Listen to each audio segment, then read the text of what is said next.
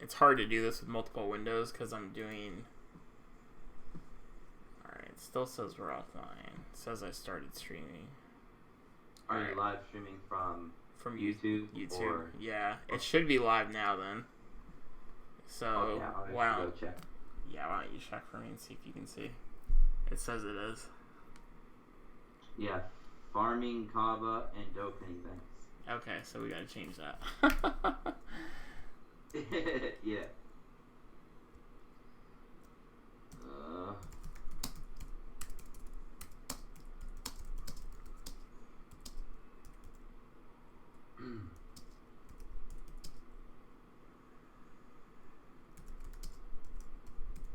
You got a few people watching. Already? Jeez. Yeah. Okay. Alright, so let me go to my other window, pull up my channel, just to make sure. Okay. 3 are watching already. Cool. So, alright, I definitely gotta mute that. Alright. So, okay, so we just set up our stream. By the way, guys, this is Fort Misery Gaming with Scuba Dude, and joining me, I finally have this guy on my channel. This is Josh with Jurassic Impact. I've been following his channel ever since, I want to say, Kaioken Blue came out. Or was it before that? I don't know. I think it was around it. Actually, no, it was actually right before that because it was before Christmas banner. So it was a few days before that, I think. Somewhere around there. Okay, cool. So, I always try to check out his streams. This guy does an amazing content. He ditched Global. He doesn't play Global Dokkan anymore. He's exclusively on JP. So first, I want you to tell the story. So why did you quit Global? I was bored. That's honestly the reason. Okay. That's honestly the reason. I was just bored. And this is after we were having like the massive speed up, and people we're getting God units and all that stuff. It was like kind of funny. Like you jumped back into Global, and like I saw you on stream the first time I checked out your channel, and you're like, "Yeah, I'm gonna farm the whole story in like 3 days," and I was like, "All right." Yeah. So, I've done that. I've honestly farmed the story a dozen times, if not more, that I can remember, because I had 2 accounts that I previously gave away on my channel over the course of the past couple months, and I actually sat down one day and I was in a Skype call with a group of people, and we were talking about game development related stuff, and I was kind of bored, like I don't even know what they were talking about. I was kind of zoned out, and I did a re-roll, and that was back when Brawly came out, Physical Brawly and Super Vegito. Well, I pulled a Brawly and some other assorted SRs and SSRs, and I just decided to keep that account, and I started to farm on that account, and I think 3.5 days later, I completely went from story chapter 1 to 18. I beat them all. I had a nice collection of SSR and stuff because I was of course doing pulls, and I was like, wow, I beat the whole story in like a little over half a week. And I was that's just pretty good, yeah. Yeah, my buddy, he just started up when Super Vegito came in. I think it took him about 2 weeks or so to get through the whole story. So it's all a matter of getting past the boredom of doing the story. It's easy to beat it. It's just how bored are you? Right. You know what I mean? It's how bored are you? I mean, turn on some music, get a bottle of Mountain Dew or whatever sugar drink you can think of to keep you awake, and just go to town. Well, that's good. Well, so because I do want to do collab videos, but I won't play JP just because there's too much going on in JP all the time. Like, so I feel that like when Rhyme Style and D Free and Living Ichigo talk about JP, there's always stuff going on. To me, because of how my job is, I wouldn't want that over my head. Like, I feel there's so much going on in Global. Like, even farming the Hero Extermination event, like, I gotta farm Wiz, I gotta farm Battle of God medals to super attack raise my God Gokus. Then there's like the farming for the items and like the gravity chambers and all that. Like even then when it is dry right now, and I'll admit Global's pretty dry right now. But I assume we're gonna get Golden Frieza within the next 2 weeks. But even then, it's like so much is going on in JP all the time. So I could never sit down and do that. So what would we have to do to get you back on Global to do some races and some collabs? I'll probably end up just going back to Global eventually when I get bored of Japan. Okay. Because you said you sold your Global account, right? For a JP account? You traded it in for something? Yeah, but I can always get more Globals again. It's not really a big deal. Okay, gotcha. I didn't know if there was a specific reason why you just didn't start fresh, JP. I just gave away like 7 or 8 Global accounts last week. It's like, it's not hard. They're not hard to come by. All you gotta do is wait for a good banner to come out, and when they decide they want to give you like 50 or so stones, that's the best time to do rerolls. Like, if there's not a good banner out, don't waste your time doing rerolls. Just stick out with what you've got. I even say, just stick with the account you have and try to trade up if you don't want to wait till the next good time for rerolls. Like trade your current account with some other current account you'd rather run, yeah. Because then, you really, if you think about it, there's really what do you have to lose? Because you were already thinking your account was so bad that you just wanted to reroll anyway and throw it away. So if you could get something out of it, then why not try it? Yeah, no, that makes sense. That does make sense. The only thing I would have been kind of skeptical about, like, switching out my Global account, are you? Because, well, for one, you had every God leader but Buhan. And then also we have the tick. I just pulled Buhan today on Japan. I pulled him on the first 5 stones. I was like, oh, you know what? This sucks because he's just going right to the dupe system. It's like, oh, you. I was like, oh. Yeah, because you had him on your on the account you have a JP, right? Okay. Yeah, he's maxed out, and I think he's now the 3rd spot that I've unlocked. Or no, yeah, the 3rd. I think he's the 3rd path that I unlocked. Oh wow, that's awesome. Buhan, I heard he's a really good. Obviously all the gods are good, but he's one that does a lot because of his super attack lowers attack and defense. So when you multi-attack with him, it's pretty brutal. So, but I was wondering why you traded in your account when we had the tickets like in 1 month, and I was just like, man, you would have got ticket fulls too, and you traded all that in. Well, I don't know. I just don't really get too attached to. Well, this is really the story of why I just don't like. I'm not attached to accounts anymore. I actually started on Japan first. Japan was the first Dokkan battle version I actually tried, and it was a while ago, a long time ago. It was end of 2000. Was it end of 2015, early 2016? It was somewhere around there when I started Japan, and I got that account up to rank 376. I busted my ass on that account. I played it day and night, just played it. And I didn't know anything. I didn't know where I was going. I just played it for sheer enjoyment and nostalgia because I was a big Dragonball fan. So, that account, my phone died. This is before they had, the Facebook, connected to your account, stuff like that. I didn't create a code. And my phone crashed out, and I lost that account. And from that day forward, I have literally just not been attached to any account I've ever used since. It's like I literally just play it for enjoyment. I don't get attached to the account anymore because of what happened. Oh, okay. Wow. And that's why I'm like strictly free to play as well, because I sunk a lot of money and stuff into that account, and boom, gone. And I was just like, fuck. And maybe there was ways I could have tried to get it back. I don't know, but it's so far along down the road now, it doesn't even matter. But yeah, I'm stuck with my account for life because I have sunk way too much money into Global, and that's another reason why. Like, I knew if I started JP, like whenever sales would go on, I would just buy them, and I would completely bankrupt myself. So I'm not starting JP under any circumstance, and the only reason why I'm thinking of trying out Duel Links that we have talked on off camera about is because you say it's completely free to play. There's no reason to ever spend money on it. Free to play. Yeah. Free to play. So, but anyway, I guess we'll get into it. Where I was just trying to kill some time to get some people rolling in here. So hopefully some people roll in here later.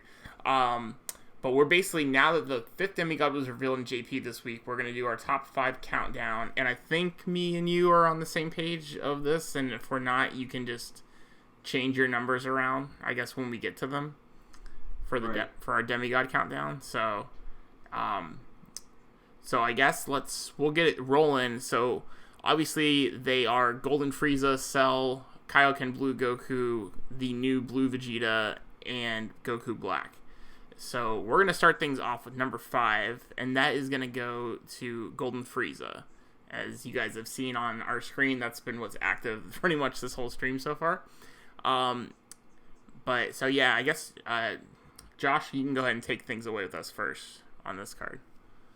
Yeah, I would definitely agree that it's Golden Frieza. But to me, Tech Golden Frieza, to me, just seems like he is the more OP version of Agility Frieza. Like, he can do the damage received, damage down. Mm-hmm. But he also has the other buffs. That's what separates him from the other Golden Friezas, in my opinion, and what makes him gotta be in the top. Well, I guess he'd have to be in the top 5 because there's only 5 of them. Yeah.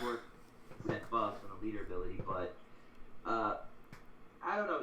He's a good defensive. He's a good blocker, but he really doesn't offer too much else besides that to the rest of the team. Yeah, I mean, it's just, I think Frieza just himself suffers from his whole Link set is so dependent on his family stuff of like Strongest Clan in Space and Universe Most Malevolent. Revival is kind of getting outdated as well. The Resurrection of F, so like when you look at his Link set, like alone, I would say 5 of his Links are so unpopular that they're more than likely never going to trigger on the team. Like, that's the first problem I feel with him. I mean, his passive is great, or it's situational great, because once you go below 50% health, he's honestly, he's almost useless at that point. He literally only has 2 Links that are even usable in most teams, and that's Fierce Style and Shocking Speed. Right. Revival, maybe, if you have, like, Cell or something like that, but... Right. Like, I don't know, because I don't think, I mean, unless you don't have optimal villains, because I think Strength Cell does have Revival as well. Let me check. He does not have, oh yeah, okay, so he does. So I guess if you were running mono villains, you could run him and Cell on the lineup if you don't have all the good villains. Would be the only other link I could think to trigger, but I just don't like that 50% and then you lose your buff, you lose your tanking. So I feel that if they would have left him at like he's still got 70% attack no matter what, and then made his tank, HP requirement, he'd be way better. Because then at least he's still doing his damage. Yeah, because when you start fighting all these high level events, it's not going to be too hard to dip below 50% HP quite often. No, and then it's like then you have to be overcautious. Like, when is he coming up, and do I need to heal this turn so he's active? Because I see so many times on camera, different YouTubers out there, they basically just will never ever, like, they'll just completely miss it all the time that their tanking is off with their Frieza for both the agility and the tech one. So that's the thing I don't like about him. But other than that, I don't have really too much else to say about him. That's my main gripe with him, and I think that's the main reason we don't see him on a lot of the villain teams is because of his HP requirement. Wouldn't you say so? Yeah? Yeah, I don't got nothing else to say about him, yeah. Okay. Alright. Okay, so we'll move on to number 4, and I didn't want to put him at number 4, but with his competition, I felt he was needed to, and I really, really loved him when he first came out. And our number 4 spot is the new Supercell. That's the STR Demigod Leader. So he has 3 super attacks, which was weird they gave him 3, because his 10 key and 12 key do the exact same thing. So causes immense damage, increases attack and defense. And from what I've been told, because I don't play JP, but from what I've been told, it's like the Kaioken based, right? That he increases it with his attack and defense, and then like it phases. If you move between phases, then it goes away. All three of his super attacks raises attack and defense, but I don't think it has a restriction on it like Kaioken Goku, where you're like after a certain amount of turns, it doesn't buff anymore. I don't think he has a restriction. Oh, it doesn't?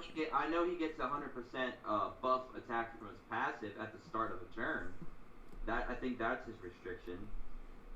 Well, it's not a restriction because it's always active. But I was just wondering if it was... I thought maybe that that change between phases. Like when you go like if you're fighting like God Tanks and he goes from Super Saiyan 3 to Super Saiyan, then I thought it faded away, but it stays the whole fight. See, that I don't know because I've never actually personally been able to use this card because I don't have him. Okay. The reason why I'd also put this card above Frieza is the fact that he actually has better links. He's got Big Bad Bosses, Kamehameha, Nightmare, Shocking Speed, and Fierce Battle. Mm-hmm. Yeah. Which makes it better on multiple units, not just a villain team. He could work in other teams as well. Like he could work with he could work on a mono strength team really well with Omega. Yeah, and that's why I feel like he's way better on the mono team than Frieza is because he had Shocking Speed, so he can fuel Omega Shenron. And do they both have? And they both have Big Bad Bosses too, right? I believe. I think so. I think they do have Big Bad Bosses. I'm not sure if they both have Nightmare, but I know I'm pretty sure they both have Big Bad Bosses. Yeah, they got Big Bad Bosses. So I'll actually pull up Omega just to see real fast. Just Big Bad Bosses. Yeah, Big Bad Bosses, Fierce Battle, and Shocking Speed are the links they share. So that's what they got there. So I just unfortunately he has like now an ability this is like the fourth time we've seen this, and a lot of the other units now do this better. Like Rose and Vegeta do this plus more. So unfortunately his passive is just kind of outdated. So that's the only problem with him. And I mean, me and you talked about this off camera that basically them including three super attacks was like, well, what's the point of even having an AoE when nowadays in the meta, you know what I mean? Yeah, you're having not only is most of your units, if you have them in the dupe system, most of them are able to do super attacks, have a high chance of doing super attack multiple times. And imagine Brawly, of course, he could do three super attacks for crying out loud. So it's like, and you're only going, and how many times are you going to be going against opponents that have that many, especially if you're doing an event. Now, in World Tournament, you could argue it, but I don't know. Even in World Tournament, if you have a whole team of, people in the dupe system that can have a chance of doing multiple super attacks, plus the dodge ability and everything else, and critical, AoEs are just becoming less and less of a necessity, I think. And especially, too, because, if you're getting multiple attacks with people like Brawly and Super Vegito Blue and stuff like that, then it's, also his multiplier goes from a mass damage multiplier from the immense, so his damage output goes down significantly as well. Mm-hmm. So that's the other thing to consider. So, yeah, he's a cool card. And this is a card, I'm looking at JP for Global, planning, obviously, for Stones, because we get to do that in Global, is playing what we want to summon on. And I honestly think he's probably going to be a banner I'm going to skip, because Merge Zamasu and Trunks is immediately after that, and that banner also has Blue Vegito, so I just feel that banner is better than the banner that Cell comes in. The really notable cards you have are Gogeta and Omega Shenron, and I now have all the Gogetas I'll ever need because I pulled 5 of them. So right. and Merge Zamasu is a beast.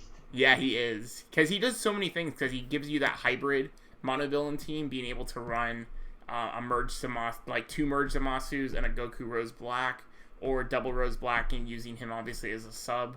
So, and he has I think he's the 4th or 5th highest hitter in the game. Merge Zamasu is. Merge Zamasu, highest hitter. I want to say he's 4 or 5. You would have to put him up there pretty high, because he does hit pretty close to he's almost hitting damage that you'd see similar to Rose. I mean, Rose hits pretty fucking hard. Mm-hmm. Exactly. Yeah, no, I completely agree there. So I'm having some connection. Yeah. Yeah. So. Yeah, he's definitely a hard hitter. Yeah, I think they really did well with those. I just watched Living Ichigo. I think it was it Living Ichigo? Yeah, I think it was Living Ichigo earlier this morning, and he was using Fuse Zamasu. And Fuse Zamasu, as you know, is a tech type. Mm-hmm. In the final fight against Super Saiyan Blue Intelligence Demigod Vegeta, he still did hundreds of thousands of damage to him. Yeah, with now he did get that extreme modifier over being a super type, of course, but still, Super Saiyan Blue Vegeta still had the type advantage, and it still did not matter. I mean, Zamasu just a beast. yeah, I agree. I'm actually pretty excited for that banner, to be honest. So I'll definitely be saving up for that. So that's what we have to say about Cell. I think he's an all-around great unit. He just I don't think he's up there in the top 5, but he's definitely an awesome unit to have and a great unit to put on your mono strength and even some of your villain teams, because I still see Rhyme Style uses him on his mono villain. So obviously if he's still on his team, Rhyme Style is pretty much all the cards in the game, and JP as well. So he's obviously still relevant, you know what I mean? Mm-hmm. So alright, so now we're going to get into the next one, and I think this one is probably the most interesting to talk about, because he's kind of similar to like an Omega Shenron base card, because he does so many different things. So we're going to talk about Goku Black. So Josh, if you want to take that one away, go for it, man. Goku Black. I'm going to just pull him up here. Goku Black is your nuker. Okay? He is your villain nuker. Mm-hmm. 3,000 attack per key orb obtained. That's your nuker right there. Like, probably, he's got to be the hardest hitting nuker in the game. No, Buhan's still more, because percentage is better than straight attack. Because Buhan gets 12% for every orb obtained, and then Goku Black just gets 3,000 attack. So. Well, if you think about it, what's Buhan's attack before? Let's excuse the dupe system here. Because it'd be 12% of his attack, right? Of his base attack. Yeah, alright, so let's pull up Buhan. Because if you did 12% of his base attack plus 3k, per key orb would be actually superior than 12%. So his attack is 9,000?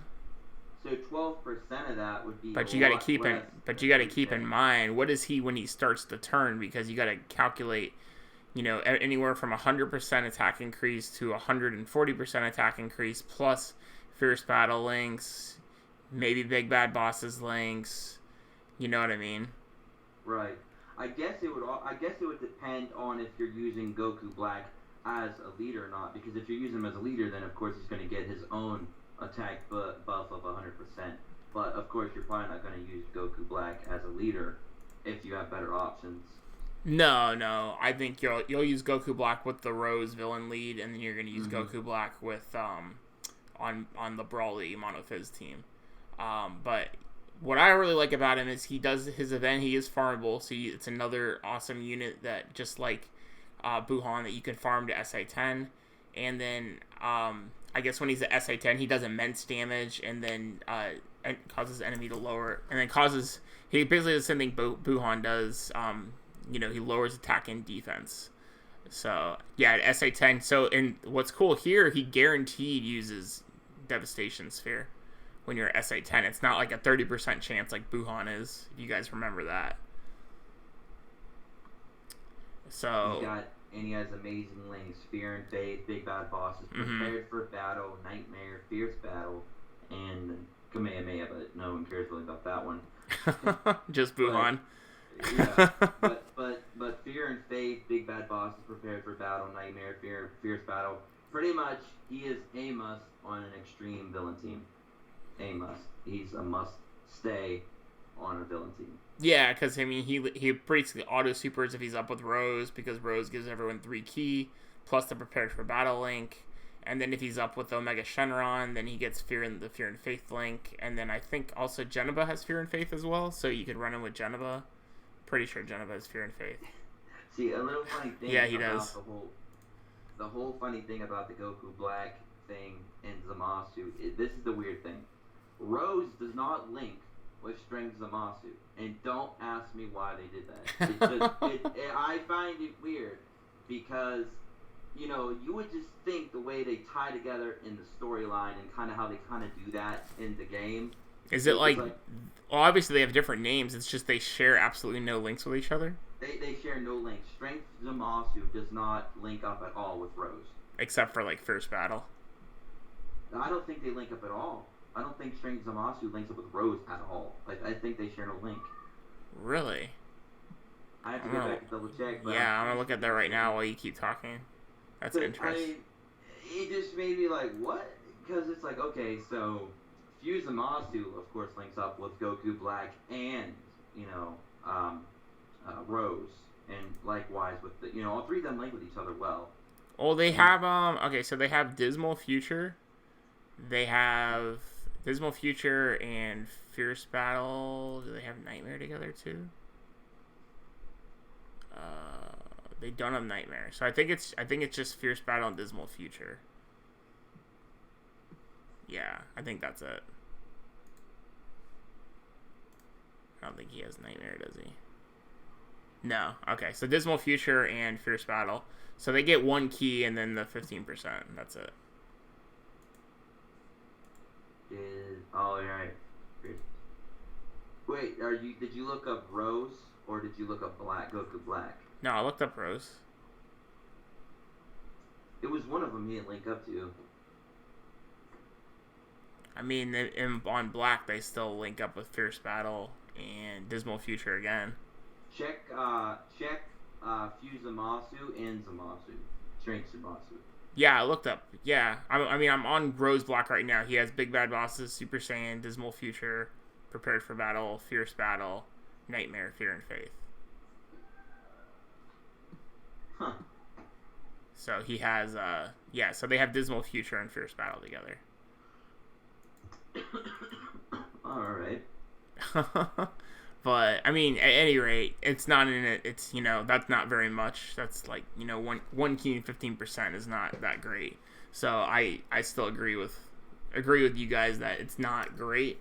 And you would think since they're technically the same person, they would like have like 5 or 4 links together. That would be really, really good. Like something similar to like Gogeta and Super Vegeta linking so well together. Yeah, it would make sense, but then again, it don't.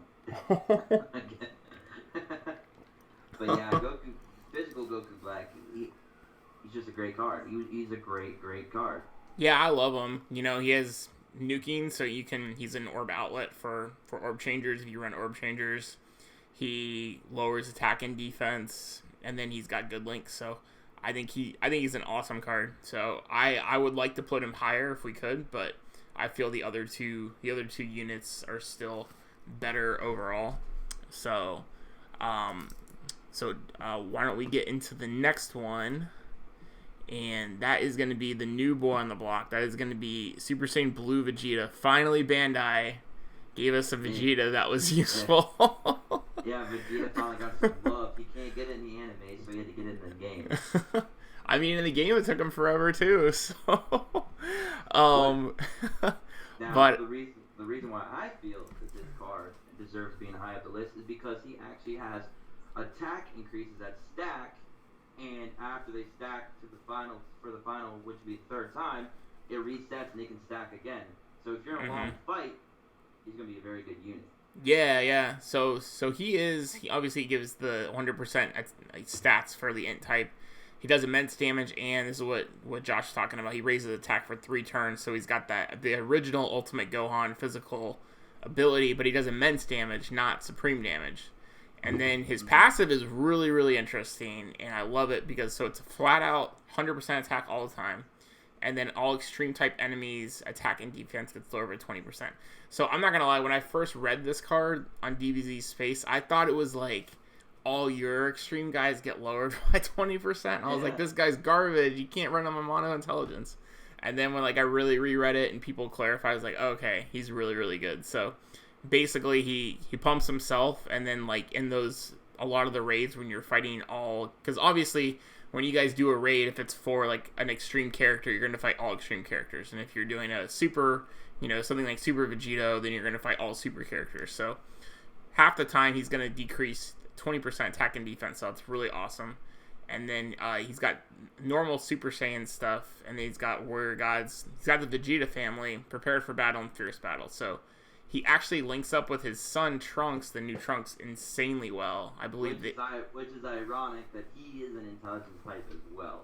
Yeah, that was kind of weird. I thought they were gonna skip the intelligence demigod for a long time when Trunks, because everyone was like, Trunks is gonna be it, Trunks is gonna be it, and then they create this new hybrid leader mechanic on him and Merge Zamasu, and now Vegeta came out and he was intelligence as well. I was like, wow, that was kind of crazy that they let them go. They're basically always gonna be on the same team together on mono and on super teams. See, the issue that I had with them making back-to-back intelligence demigods is the fact that you're gonna have to push one or the other out now to put them on a team, because you don't want, if you have the other units for a good super team, a good hero team, I don't think you're gonna use both of them, because that puts 2 intelligence units on your team, and it's like there is better options. Mm-hmm. I agree completely. It's like they kind of cancel each other out by making both of them, because you can even make the argument that they're both about equally good, because one of them has a real good leader ability, one of them has a good pass ability, but you're not going to use either one as a leader unless, of course, you're missing Super Vegito or even Super Saiyan Blue Vegito as well. If you don't have either of those, then maybe, but... So here's how I would say for on a super team how you would figure to change these up and make them. I think you would run Trunks if you're gonna run God Tanks, because Trunks will allow you to get a little bit less ki, so God Tanks can pull off his 11 ki super. And then I feel you would run Vegeta when you know you're going to be going in, like say you know you're going against Merge Zamasu, or you're going against Goku Rose Black event or something like that, where you know Vegeta's passive is going to be really, really useful. So I think that's where you tie those two together. But I think on Mono Intelligence, you definitely bring them together, because they especially if you can keep them in the same turn together, they feed off each other so well. Put them on a Buhan team. Yeah, from what I've seen, the best Buhan team is Buhan, this Vegeta, the new Trunks, Turles, and then Janemba, and then I think Android 13. For just that way you can always have an orb changer, and then always have, you got one tanker, and then Vegeta also can lower stuff if you're going up against extreme. So you have a lot of durability, and then obviously Buhan heals every turn. So it's that mono team seems pretty nuts actually. Yeah, because if you think about it, this Vegito gives himself quite an attack boost, because not only does he raise his attack for 3 turns, then resets and he raises it again, it's the fact that he gives himself 100% guaranteed passive boost to his attack. Plus, if he's playing against extreme types, he's adding himself pretty much another 20% if you think about it, because he's decreasing their defense by 20%. So it's like he's almost giving himself an attack boost of 120% if he's playing against extreme types. Plus, his super attack is also raising for 3 turns. So, I mean, he's a heavy hitter. He's another heavy hitter. Yeah, I agree. And I think you can just start to say all the Super Saiyan Blue physical Vegetas you save, you can just feed into him. So, right. But what? Screw all these other Super Saiyan Blues. They're garbage. This is the one I want. Yeah. Well, and the great thing I loved about him is he brought along the Dokkans for the other 3 Super Saiyan Blue Vegetas. So the physical one is now good because his passive got upgraded massively because he increases attack and defense with orb changing. And then the blue one's really good now. He has 80% on attack and defense on super. He got raised to immense damage too, didn't he? Wasn't the agility one the one that got bumped up to immense? I don't think so. I think all of them are supreme. Because I think all of them were extreme before. One of them got bumped up to immense damage. Blue has supreme. I know it wasn't the physical one. Well, blue has supreme. Let's see. And then the red one. Yeah, check out the strength one. I think one of them got bumped up. Nope, he's supreme as well. They're all supreme. I swear one of them got bumped up to immense damage. Nope. Afraid not. Huh. Yeah, that would be really noted if that happened. But which is kind of weird because randomly Tech Super Saiyan 2 Goku has immense damage, and then these guys don't. That might actually be what I'm talking about, because I watched so many videos today of so many things that were getting. You know what? what it was? Because I think I actually watched Living Ichigo's video yesterday about him Dokkan awakening all these Gokus. Like, they have the Rebirth banner on Global right now, I think. Yeah. Global. Mm-hmm. Yeah, I think that's what it might have been, actually. Okay. That makes more sense. I'm getting things confused now. Man. It's all good. It happens. Well, when you watch like 40 YouTube videos a day, it's like... Yeah, I'm in the same boat. But I really love this card. I like how they kind of made him. He's kind of like in a Mega Shenron and a Cell combined, where he does a couple different things. You know, he pumps himself a lot and he decreases. And he links decently well. Like, not the insane amount of links. He's not like Super Saiyan Blue Kaioken links, but he's still really, really good. So that's what I have to say about him. Do you have any other thoughts you want to say? No, I think we've covered pretty much everything about him. Alright, well, I'm going to let you lead into the last card because you were like the first person I knew that pulled him. I'd love to play that card, though.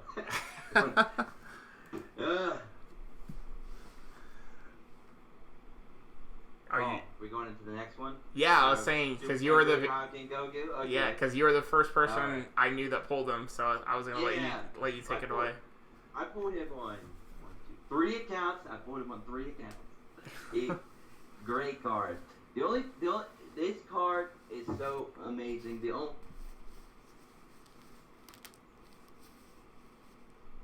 Are you still there, Josh?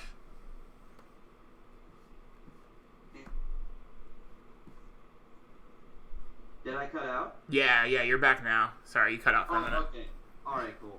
Yeah, what I was saying is pretty much the only eyesore that really the only thing, any grief that anybody gives this card is the fact that he does have a limit.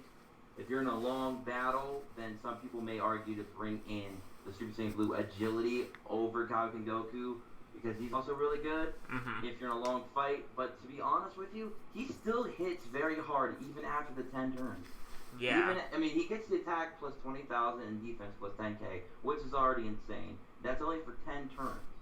But in today's meta, where everyone's rocking these crazy hero and villain teams, you're gonna very, very few times go beyond 10 turns most of the time. Anyway, and even when you do, he still hits extremely hard. And that sacrificing 5% people whine about, that's just bullcrap. That is bullcrap. You don't. I've never ever noticed it. And the fact is, it won't even kill you. So even if you're at like 100 health or something like that, and he delivers the final blow, it doesn't matter. You will not notice that 5%, and the attack output that he does is well deserved of that 5% drawback, which you will never notice. And if you're really that concerned about it on a mono team, just bring an agility Kid Buu. There you go, problem solved. You have HP back, no problem. Exactly. If you really want to whine about it, but you really won't notice it. You really won't. And he has over and a flash, shocking speed, fierce battle, prepared for battle. So pretty much he has all the links that you'd want with Super Vegito. So if you got Super Vegito, of course you're going to want to put this unit on a team with him. Yeah, exactly. They share 4 key together, and then he elevates. So he bridges literally the entire AGL team because he shares, like we can speak from JP now, like Goku Black, he shares prepared for battle. If you still like don't have enough cards and you have Super Saiyan 3 Goku, he shares over and a flash with. Over in a flash with God Goku, so shocking speed with Ultimate Gohan with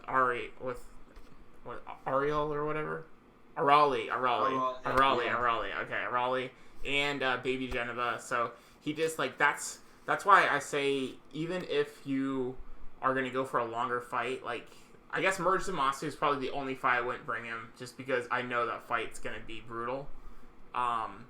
But even without that, he bridges the gap with all your links so well that even if he does lose his passive maybe for like 1 to 3 turns for a Dokkan fight, that I still feel he's worth it to give you consistency with Super Ring.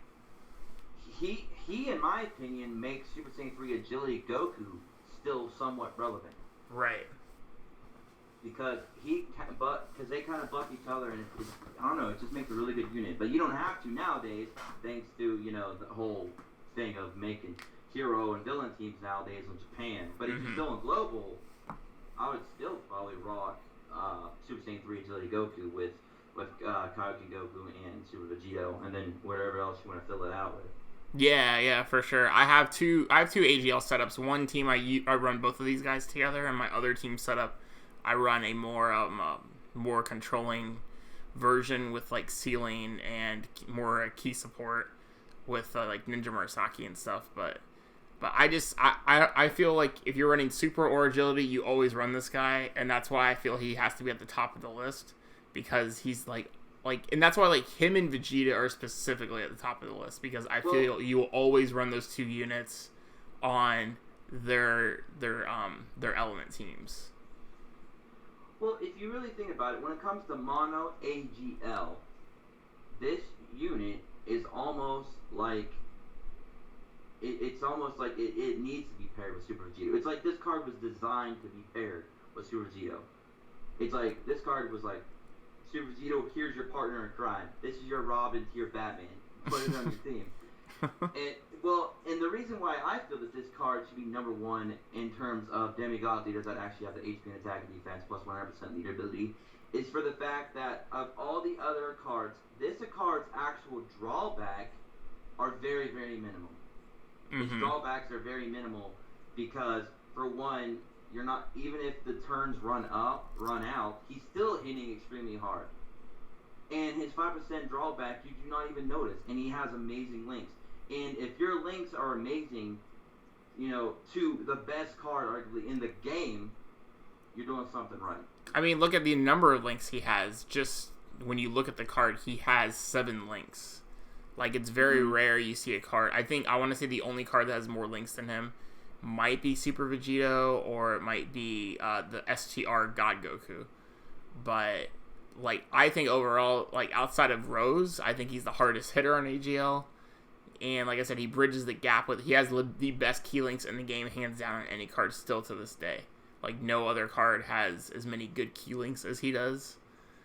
And when you guys see, like, his attack, when you guys don't really notice how much 20,000 attack is. It's literally insane. So this is coming from a time when most of the cards that you were playing with before even most god leaders were even brought out. I mean, if you're on global right now, this is where it's really gonna shock you more than players on Japan, because Japan's probably been used to this for a better part of a year now. But if you're on global, all this stuff is really only a couple months. It's only been matured for a couple months now, and you're used to playing with cards that you're only getting 7 maybe 8k attack tops. This guy's adding plus 20k as a passive. Okay, just think about that for a minute. Yeah. This guy is adding 20k attack as a passive onto his already 9300 max attack when he's a UR or is a TUR.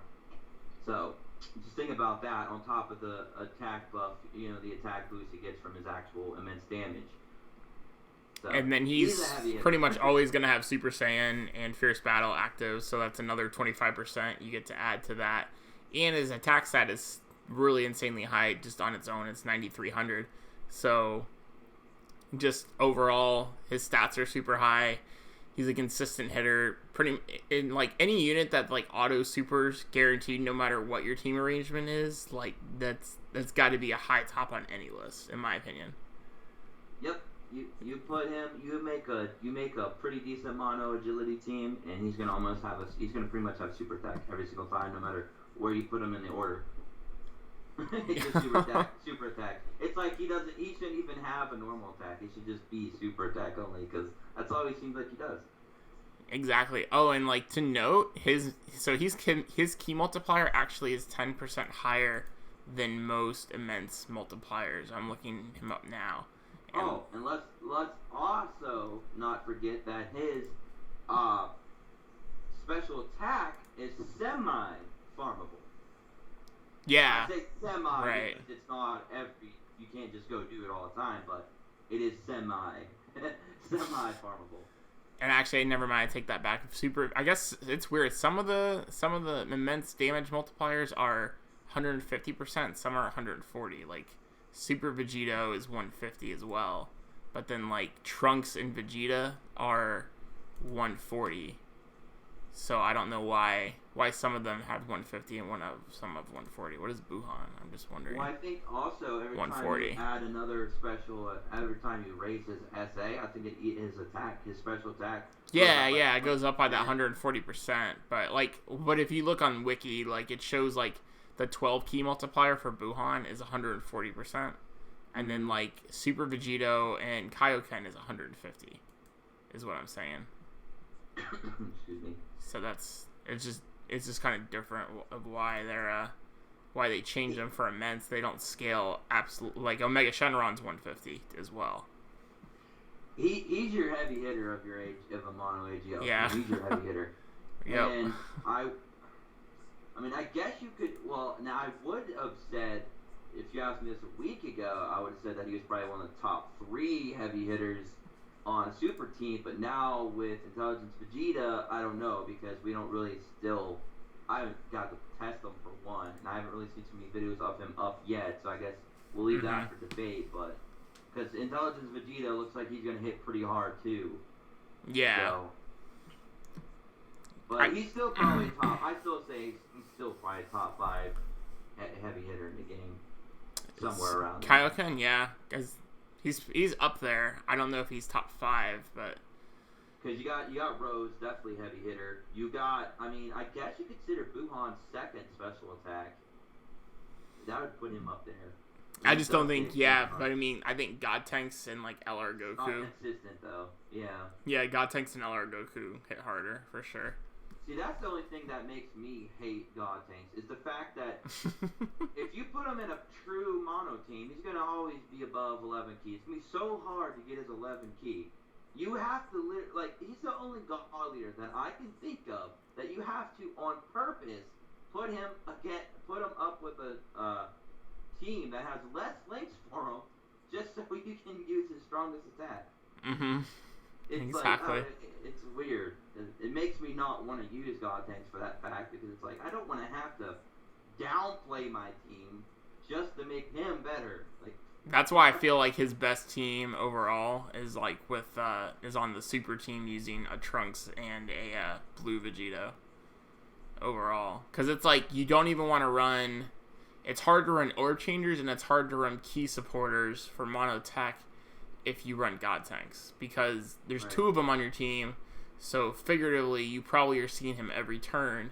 So every turn you have, like, if you have an orb changer like Bardock, like you have to be careful, like you better have LR Goku there too to take away all your orbs and find that 3 key somewhere.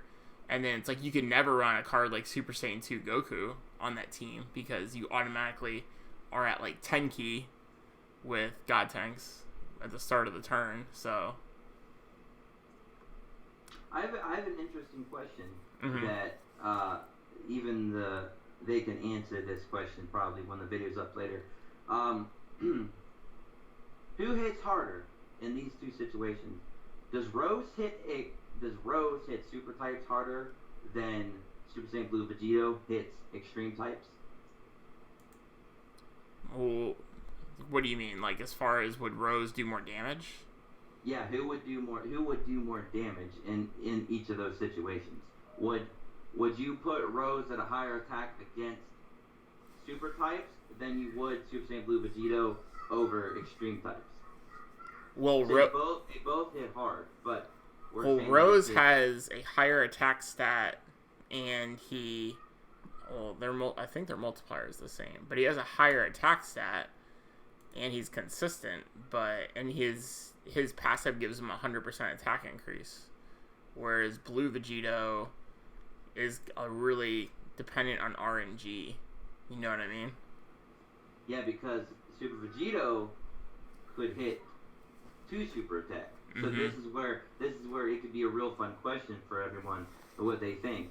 Because even if you add in if he does hit 2 super attacks, do you think that that'll still do more damage than 1 Rose super attack? I think it's completely dependent on your team setup, because it's kind of unfair with Rose, because if you're doing it on mono villains, I think Rose is always going to hit harder, because you have cards like Omega Shenron and Buhan and all that stuff that's constantly debuffing and raising attack and everything else.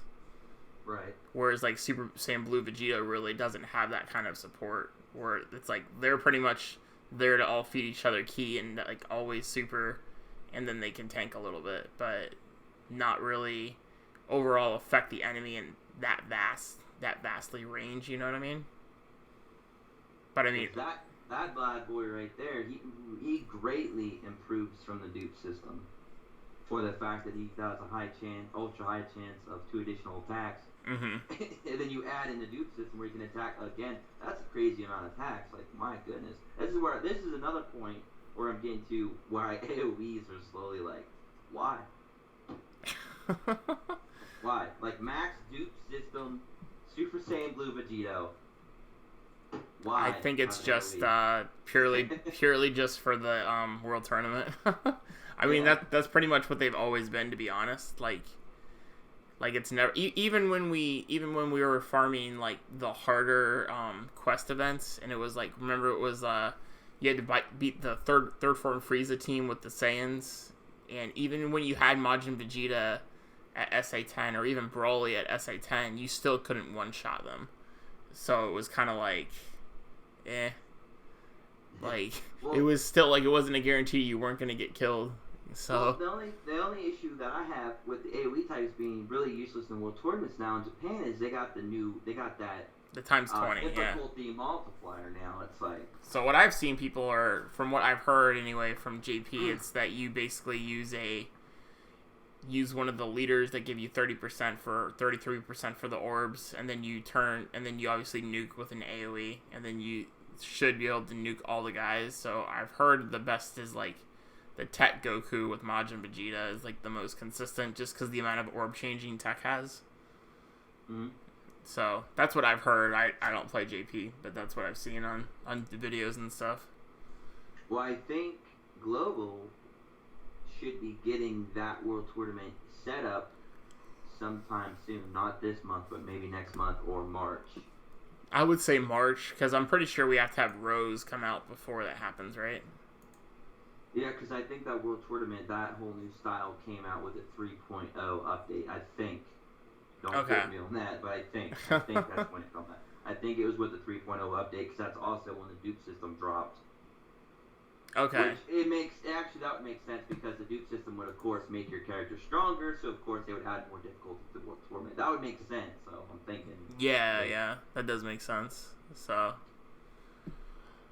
And I'm just curious of what the new difficulty is going to be. I wonder if they're actually going to drop that at the 2-year anniversary, because I heard I didn't actually catch the 1st year anniversary, and I heard people said that it was just crazy. Like, they gave a whole bunch of stones away. They gave you free SSRs, like a whole bunch of cool stuff. And I was like, okay, so I wonder what they're going to do for the 2nd year anniversary. And of course, the rumors right now are it's going to be something around Super Saiyan 4 Goku and whatever else.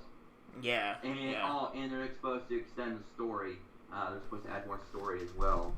Oh yeah, I did hear about that. Someone did mention they're supposed to bring so that'd be cool, because I need stones, but so if they're not gonna give me free stones, I guess I'll have to go farm some. But either way, so that'd be cool.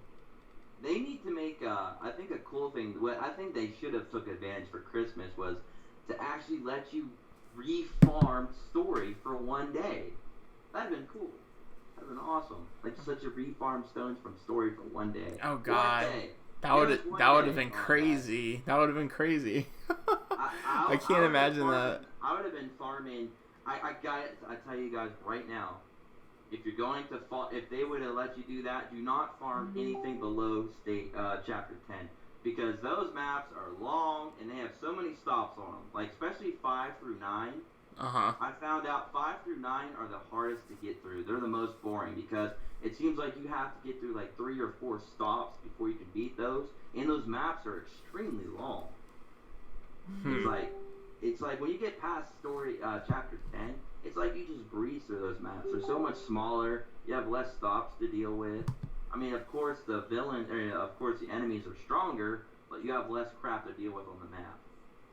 Just the map time of how long it takes to get through them. Yeah, that makes sense. The drag. It's just a drag. It's a grind. Yeah. It's like, but if I could get more stones from doing them over again, oh boy, That's Man, part of don't my ever rotation. say to do that on a holiday though. When I have like girlfriend and family stuff to do, cause I'll be so mad that if it's only for 24 hours, cause then I know I will not get as much farming done as I need to.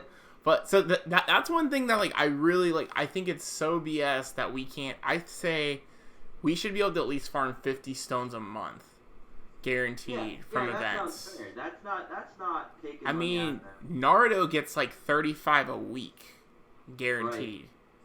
And like that's like okay, so basically that means like they can do a multi every 10 days or so.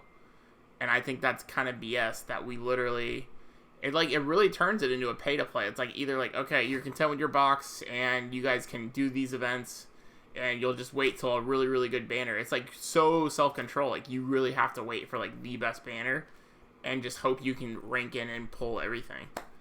Because Bandai won't give us the opportunity to farm stones. Well, that and there's also a real weird thing. The game mechanic is so weird. They give you these new events. Of course, those events are really there for you to get awakening medals for the new card. Okay, that's awesome.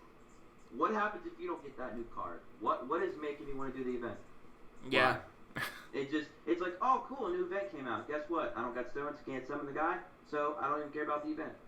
Unless they keep keep repeating something with like what they did with the LR androids, where it was like relevant to have those medals to get a free to play decent unit.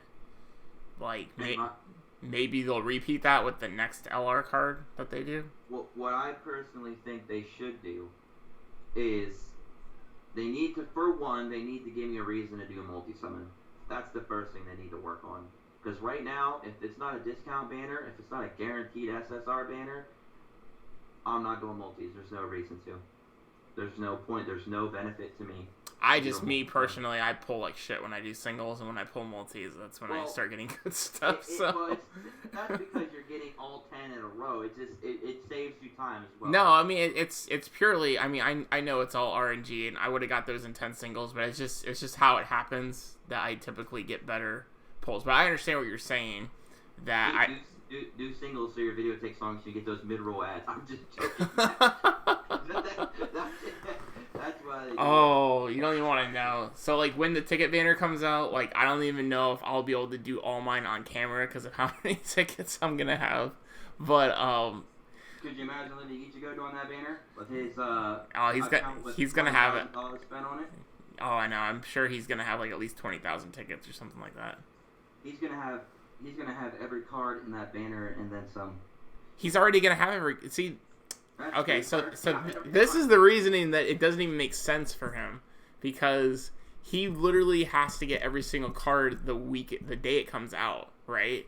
Because that's just what he does, and there's nothing wrong with that. But the ticket banner, it's a moot point. Like, you already have everything, so it's like the dupe system's the only thing that's relevant. And once he gets more than 4 extra copies, then you're just shucking them all away for Baba points. Like, you're literally selling Super Vegetos. He's gonna have so many Baba points. He might break the game with Baba points. Yeah, but it's hard for a lot of people to even get in 100K, 200K. He's gonna be in the millions and just be like. I mean, I have a lot. I have like 200. I hover usually between 180 and 300k Baba points. Like, I'll say that. But I also don't buy everything all the time. I'm very selective of what I need. So I try to keep a good stack on like awakening medals and things like that. But I do agree with you. Like, I think the multi-summon needs to have a benefit. Especially every new banner, you should get a 30 stone discount multi. Like, every new banner should at least have that. That's what I think multi-summons should be all the time. I think they should be 30 stones. And the reason why I say that is because here's the way if you look at it. A single summon, if you do 10 single summons, that equals 1 multi. But here's the thing. That 1 multi could be a Super Saiyan 2, that could be a Bye Guys, or it could be a Super Saiyan 3, or it could be nothing at all. It could just be a base form, and you get screwed and get that SR only or lower, which does happen on occasion with a multi. It can happen. And while if I do 10 singles, I have an opportunity to get multiple Bye Guys, multiple Super Saiyan 3s, and stuff like that. I have 10 chances to get that opposed to 1. And that 1 chance will account for all 10 cards that I am able to get. Well, yeah, but that's, I mean, you can... But now, if it's a guaranteed SSR, then you want to do that, because you at the very least know that you could get 1 or more SSRs guaranteed with that 50 stones. So that, I would say, leave those at 50, because that does make sense. You are guaranteed something. But maybe they could do it to where if it was a guaranteed SSR, but it couldn't be a Dokkan exclusive card. Because I understand, like, they don't want to do that. Honestly, why don't they just make every multi-summon a guaranteed SSR? I mean, honestly, they don't have to give you a beast. They don't have to give you a banner SSR. They can give you any SSR. At least you're getting something, because a lot of people do sink a lot of money into that game. Not named Living Ichigo, because Living Ichigo does put a lot of money in the game, but that money isn't exactly coming straight from his own pocket, opposed to a lot of other people who are putting a lot of money in. And they're getting like nothing. myself. I honestly think rare, to me, I swear, I would argue this point till I die, that rare should be just tossed out of premium banners and should only be kept in friend summon. They should. No, like, everyone agrees with that, because, like, and Bandai's trying to do the thing, like, where they're like, oh, we'll make a rare really, really good, so you guys will want to summon it, like they did with, like, Oceana Shenron. You know what I mean? Like, literally the only rare that sees any play. Summon that, but you can summon her in Friends banner. It don't make any sense. Can you summon any rare in a Friends banner? You can. I don't know if you can summon any rare, but you can summon Oceanus in a Friends banner. So that. Are you sure about that? Stupid. Yeah, it's on the wiki. Really? Yeah. Excuse me. It says you can summon in the Friends banner, which I didn't know that, but it says it on the wiki. Yeah, let me look that up, because that's interesting to me. Then again, it is a wiki. I'm going to look at that right now. I'm looking up Shocking Speed. I'm going to find Oceanus, because I want to see that in her details. Wow, that's crazy at that, really. Yeah. Oh my god, rare Orph. Holy shit. Well, I'm glad I don't have to summon on Omega Shenron banner, because this is like the only reason why I wanted to summon, and now I can just pull her on when I go for androids. Oceanus is such a beast, and let me tell you what I'm doing with her currently on Japan. I currently have her SA at 9 out of 10. I get one more of her, she's going to be maxed out. And if I get her again, dupe system. It's going to be a beast. No, you can't dupe system her. You can't dupe system, why? What?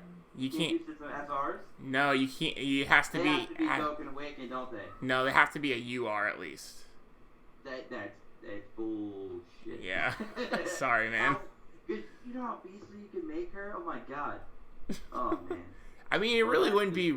I mean, because her attacking multiple times wouldn't really be relevant, so it's not like it would have been that big of a deal, to be honest, even if you could. I'm like saying possibly giving her more of an attack boost, because right now she attacks for nothing. She's only a sealer. That's her main purpose. Yeah. Well, no, I mean, even when you max her, even if she attacks first, she's only like 5,500.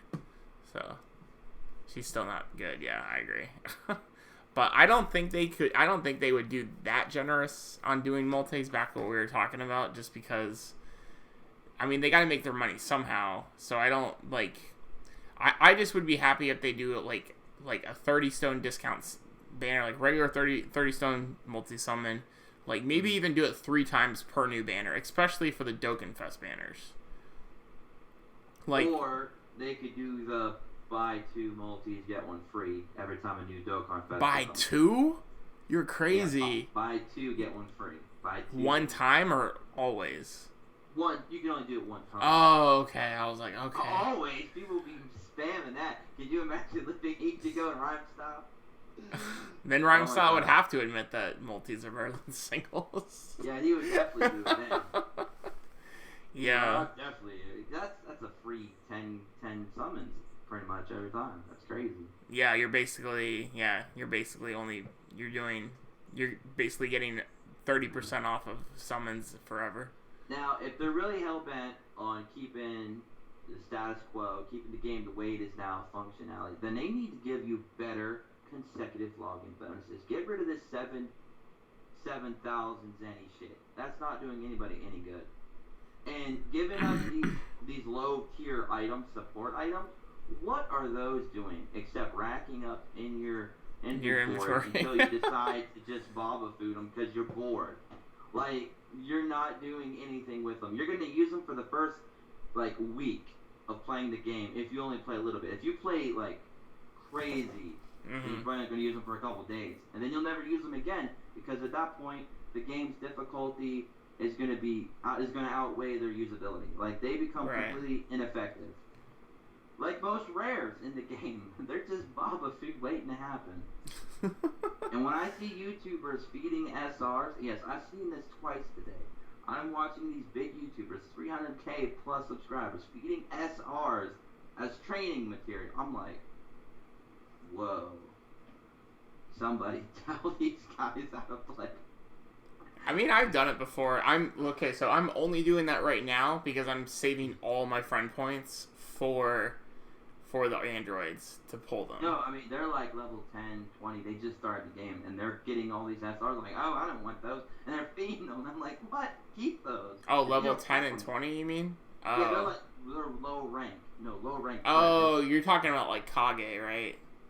Alejandro Kage. Yeah, I think I know who you're talking about. Well, I even see him for Neverworld doing this, and people even told him quit doing it, and he's still doing it. Oh, I don't know who that is, but I mean, I know Kage doesn't play the game at all. He only does it for summoning, so he's just there for comedic value. No, it's like that's something Flash Final Vegeta would do. Don't do it. I should be making videos with him on Monday as well. I think. I don't know. Yeah, you still got to introduce me to him. I still haven't had a Skype convo with him yet. He's it's like a ninja. He's there and then he's gone. I know, right? I've only talked to him a few times the last couple of weeks. I guess he's been sick or something. But yeah, they definitely. I think they need to, when you do super events, I think they should give you 2 Dragon Stones instead of 1 because the difficulty is the highest. Yeah, that's still only 1 time, so it's not like it would make that much of a difference, to be honest. Give me 2 Dragon Stones. Yeah. Well, they add up. They add up, I guess. Yeah, there's a lot of things they should do different, but I mean, unfortunately, they really cater it to a pay-to-play game, and that's just unfortunately how it is. You know what they really should do? They need to make like a Tower of Power or something like that. That's there every week. You can do it like on the weekend, and it's pretty much there to get stones. You pretty much just climb difficulties. You just play a villain, and you play a harder villain, and you don't get to like get back out and refresh your item stuff. You go in with one team, select the amount of items that you choose, and you just see how far you can get. And depending on how far up you get, it's how many stones you get, and you're allowed to do that every weekend. That'd be pretty cool. Do it like once a week or something like that. Yeah, like they could do it like every weekend or maybe every other weekend, and people can get a select amount of stones for how far they can make it. Now, that would benefit not only the pay-to-play winners, but it would also benefit free-to-play because even if you don't get so far up, you're still getting those free stones, and it should be, at the very least enough to do a couple singles here and there. That's still better than nothing. Still better than now, when sometimes you get a login bonus, you don't even get a stone. So it's like, That's funny. That's funny. That would be cool though. That kind of reminds me of Pad when they have the endless corridors. Well, it costs 0 stamina. You can always do it, and you basically go through as much as you can. Obviously, it starts off really easy, then it gets really hard. But that would be interesting to do, even if it was once a week. Even if you only got like, say there was like a cap of like 50 floors and you got to like 47 or something like that, and even if you got at least like 15 stones for doing all that, like that would be good. The way I was envisioning how they could do it to make it easy is you would just simply click on a thing, okay? You just go into like a normal event like you would any other event, except it would have 3 difficulties. It would have hard, Z-hard, super. Okay, so you select whatever one you want. And whatever one you want will determine how high the difficulty starts at, but you get more benefit, you get more stones to, build up from there. So if, say, you go to, for example, you go to hard, okay? They'll start you off with like a freaking Chiaotzu or something. You kill them, okay? And then you click stop, or you click the next button or whatever, and then it'll bring out the next enemy, and then you beat them, next enemy, and it just keeps going. It's like survival. how long can you survive? They're just going to keep throwing out more higher difficulty villain or higher difficulty enemies over and over and over. It doesn't stop until you die. Like, there's no end to it. You just see how far you can get, and the further you get, the more stones they give you. Like, for example, if you beat the first 5 bosses, they give you 5 stones. You beat the first 10, they give you 10. Say you beat the first 20, then they give you like 30 stones because that's just crazy hard. I guess they could do that. They could do that, like maybe no items or something like that, to where it's like super insane hard. So that'd be like they could do that. That'd be awesome. Because like obviously, yeah, you'd be Buhan teams, and it would just be like, well, when can you one shot me? It's like pretty much the moral of the story. What's cool to make it more challenging is it's not the same. The enemies that you go against are kind of depicted on the type of team that you build. So you can't just go in there expecting, okay, I already did this event a couple times. I know what enemies to look out for, so I'm going to build a team accordingly to be able to take out all those enemies very quickly. So I'm in a better position later on. They're like, oh, no, we're going to shut that shit down. We're going to bring out a different villain instead. Well, if it was only, say you only got one try a week to do it, they could just update it every week and change things around each week. That way, a different story events. Like one week we could do all Saiyan Saga.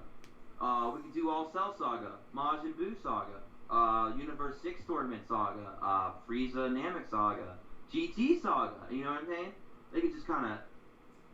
That'd be pretty cool. Like you could fight all the villains from that saga. Yeah. Or something. That'd be pretty cool. Like they could do a lot of things, but they probably won't because they don't care.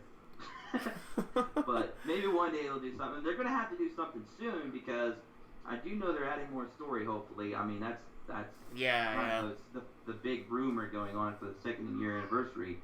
But at what point do people just say, okay, you guys can add 1 million story, but we're tired of story.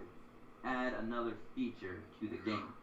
Well, I mean, they did that with the ability system, so it's not like they haven't added like something dramatic in the last like year. Like they have been doing some things that are making it better. It's just that. But even if you look at the ability system, though, it's really from face value, it's great. But when you really get into the nitty gritty of it, it's just another pay to use feature.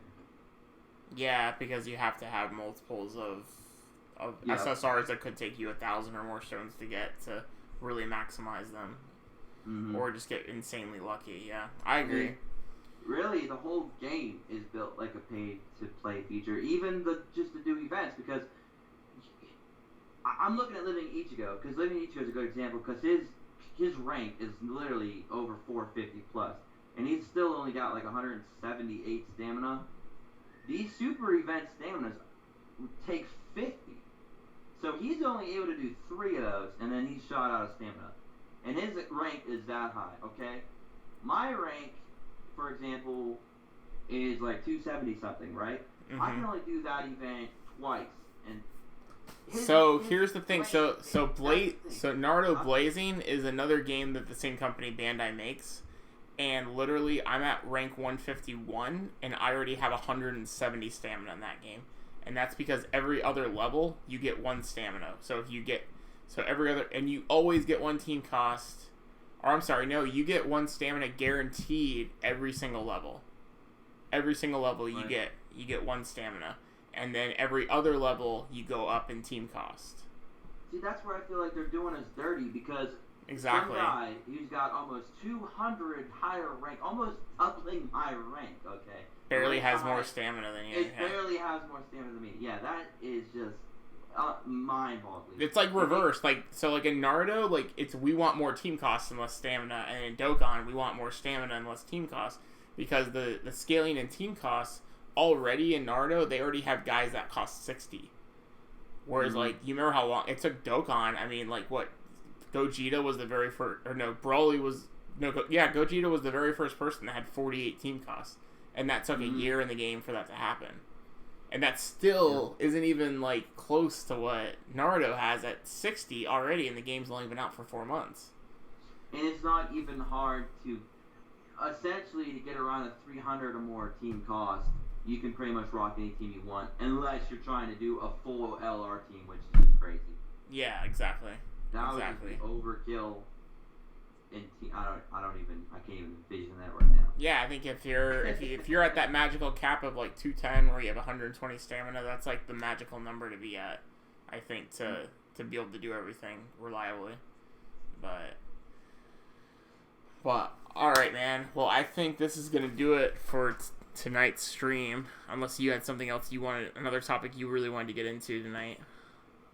No, that should be good. I could get into topics for every day, for the rest of my life. So, there. Well, we definitely got to do this again, and especially until you get back on Global one day, so we can still do some collaboration together. Well, tomorrow I'm planning on doing a video about Dragonball Super. I don't know if you follow that much or not. Yeah, I do.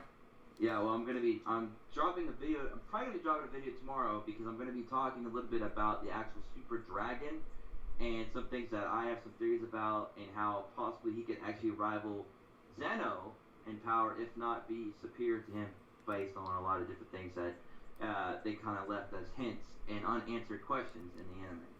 Okay. Well, I'm going to the Caymans on Sunday, so depending on what time you do it tomorrow, hit me up and I'll see if I'm available. Alright. So, alright guys, so we're going to end the stream there. Hope you guys enjoyed, and we'll see you guys in the next one. Later, guys. Adios.